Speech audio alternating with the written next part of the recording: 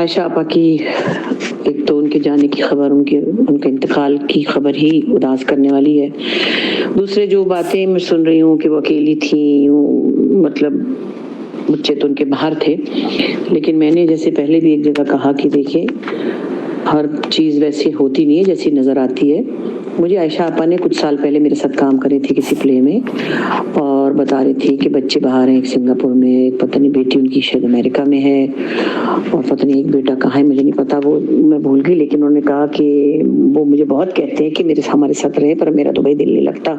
میں بیوی کے گھر سے بھی ہوا ہی، میں نے کہا توبہ کرو، میرا تو دل نہیں لگتا. میں تو اپنے گلشن اقبال کے فلیٹ میں بڑی خوش ہوں، میرے اتنے اچھے پڑوسی ہیں، سب کچھ میرے ساتھ، نوکرانی آتی ہے، فلانا کھانا پکاتی ہے، میں اپنی مرضی کی کوکنگ کرتی ہوں اور کتابیں پڑھتی ہوں. مجھے تو میں نے کہا اچھا چلے بڑی اچھی بات ہے. کہہ لی میری پتنی بہت سالوں سے رہتی ہوں، یا میرے بچوں کی طرح ہیں میرے نیبرس. اچھا یہ بات ہوگی. میں نے کہا اچھا تو پیسے ویسے دیتے ہیں؟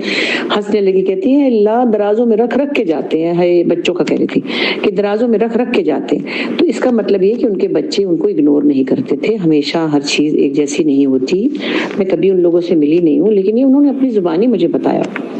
اب یہ بات کہ وہ اکیلی رہنا چاہتی تھی، دیکھیں کچھ مائیں ہوتی، میری بڑی بہن بھی نیلم بھی اکیلی رہتی ہے، ان کے بچے باہر رہتے ہیں، بہت کنسرنڈ ہے، لیکن وہ نہیں جانا چاہتی. اب جاتی ہے ملنے، 6 مہینے کے لیے جاتی ہیں، لیکن اس کے بعد ان کا دل کراچی میں امریکہ میں نہیں زیادہ لگتا، لاہور میں زیادہ لگتا ہے، کیونکہ وہ لکھنے پڑھنے والی عورت ہیں. تو ابھی نمبروں میں ہمارے لیے یہ سب جو ہے نا ہجرت بڑی مشکل ہوتی ہے.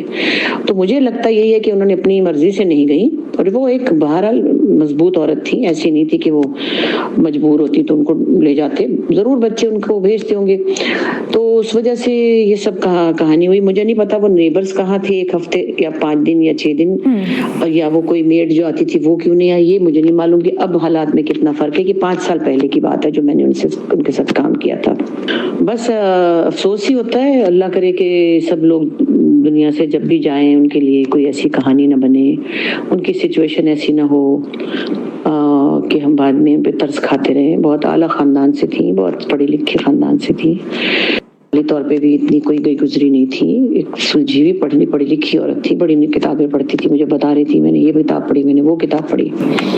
بس ایسا ہوتا ہے، کسی کی قسمت میں یوں جانا لکھا ہوتا ہے. باقی جہاں تک سوال ہے کہ آرٹسٹ نہیں ہے، میں تو خیر کینیڈا میں بیٹھی ہوئی ہوں، اور پچھلی جو 5-7 سال کی نسلیں ہیں وہ ان کو اتنا نہیں جانتی، کیونکہ انہوں نے کام نہیں کیا تھا ان کے ساتھ، شاید ایسا ہے.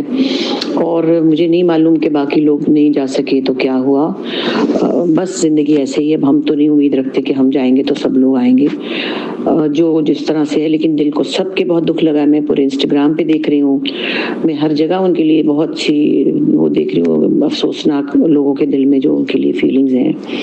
دعا کیجیے اللہ ان کے آگے درجات اچھے کرے، اور بس یہی کہہ سکتے ہیں. اللہ میاں خیر.